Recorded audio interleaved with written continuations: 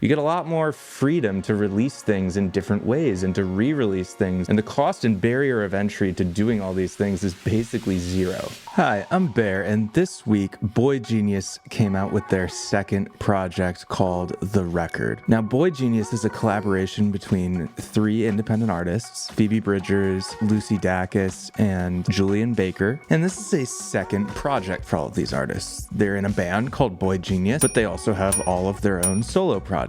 Now, listed as collaborators on each track are each of the three individual members of Boygenius listed out separately. So what are the pros and cons of this? There's a lot of pros and not really too many cons to speak of. So let's start with the cons. Maybe it removes an air of mystery. Maybe it detracts a little bit from attempting to brand the band as its own separate entity. If we were still in the days of primarily selling CDs, it would sure be a lot of names to write on the front of the album cover. Although as we've moved further along into the digital age, it's become less and less common to actually write out all those names onto a cover or have a back of the album where you're going to have all of that information written out. It's all just kind of this digital information that's in Spotify or Apple Music, Pandora, wherever. But there's a lot of pros to this in this digital era. We get to link all of these individual artists to this additional project that they're working on. Fans of Phoebe Bridgers are also going to get all of these Boygenius albums in their recommendations, in their release radars, because Phoebe Bridgers is on the project. She's listed as a primary artist. This isn't featuring Phoebe Bridgers, Julien Baker, and Julien Dacus. This is by Boygenius and Phoebe Bridgers and Julien Baker and Lucy Dacus. You get this digital web built for you. Back in the day, it would have been a lot harder to find connections between, for example, record by the band Cream and Eric Clapton. You'd have to actually read who was in the band Cream, either by owning the physical album or reading it in a magazine or hearing it from someone at a bar. Whereas now we've just got this interconnected web of artist connections, and it's easier than ever before to see who goes where. On 100 gecs' first album, they did this. They had 100 gecs, Dylan Brady, and Laura Less. And we've seen Laura Less break out on her own with some singles, such as Haunted. Dylan Brady has certainly been making waves as a producer, working with Skrillex. But I do notice that on their new album, 10,000 gecs, which was my Rose of the Week a couple of weeks ago, they didn't do this. Now, they did it on the first album, why not the second? It's almost like that con that I mentioned where you kind of detract from building out the brand made enough of a difference for them to actually not include their personal names on the project. This was just an observation that I thought was really interesting. I wanted to point out because I don't know exactly what the answer is. Maybe this is just a bug in the metadata and it's going to get fixed and added later.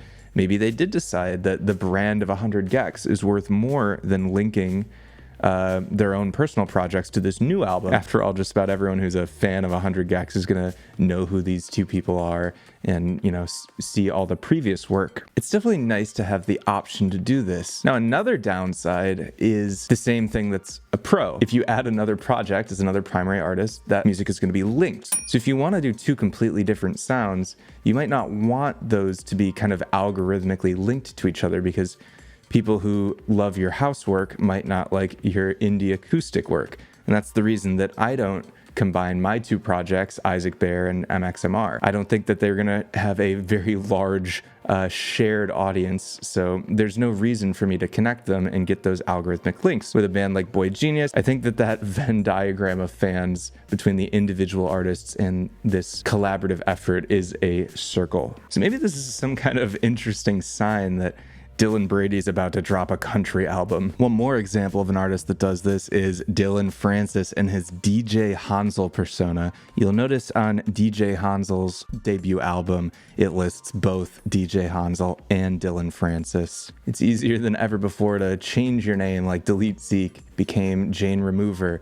And it was easy to just update all of those old songs to use the new name. I did the same thing with Isaac Bear. I just changed the name on all the releases. You've got things like the waterfall release method. This is kind of the best way to release music right now online. In the past, you used to release one or two singles. These would be individually released as a 12-inch vinyl, as a tape, as a CD. And after that, you would release the full album. Well, why not release every song as a single because it was expensive to print the CDs, to print the records. But now there's no reason not to. You've got artists like Black Bear dropping every single song in an album as a single and building out the album over time. I do this all the time where I'll release a single, then I'll release it as a bundle with a couple of other singles. And every time you do these new releases, all of your fans are getting notified. It builds excitement. Someone might click on one song who missed the others and just let it keep playing and play the others. You get a lot more freedom to release things in different ways and to re-release things. And the cost and barrier of entry to doing all these things is basically zero.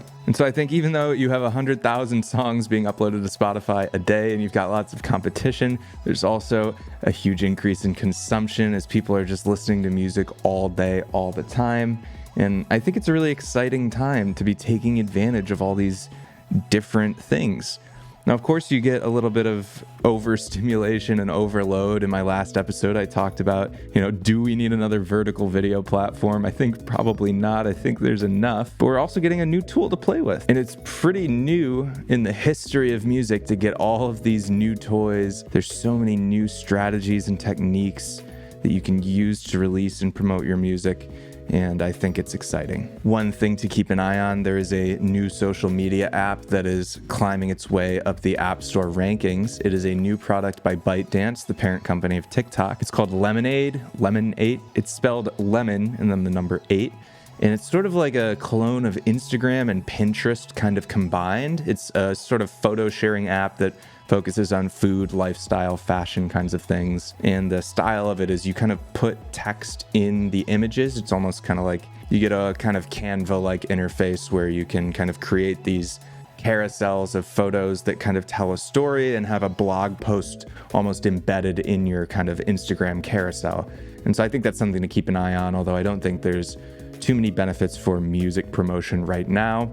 It's always worth it to log on and get your username booked early on the platform. You might get something nice without any numbers, without having to tack music onto the end of it. It's always nice to be an early mover on a new platform that might be important in the future. Now, my Rose of the Week, you might be able to guess, is The Record by Boygenius. This was my favorite project that came out this week. Now, I liked some of the singles more than others. $20 wasn't really my favorite, but I really, really loved Emily, I'm Sorry. It's got a really earwormy hook, and I'm 27. And so when she said, I'm 27 and I don't know who I am, but I know what I want, that kind of hit us a little bit here, trying our best. My favorite tracks were Not Strong Enough and Emily, I'm Sorry. And if you're fans of the individual artists and just kind of want to go straight to the tracks that kind of sound the most like that, I would say if you're a Lucy Dacus fan, you probably want to start with We're in Love.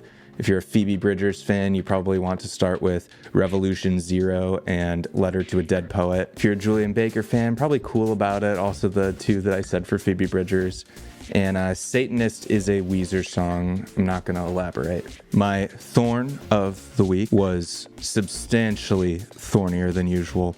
This past Saturday was April Fool's Day. That was on Saturday. On Sunday, I saw a thumbnail from a YouTuber called Path Reacts, and it said, reacting to Frank Ocean's new album, Lavender. I didn't see the upload time.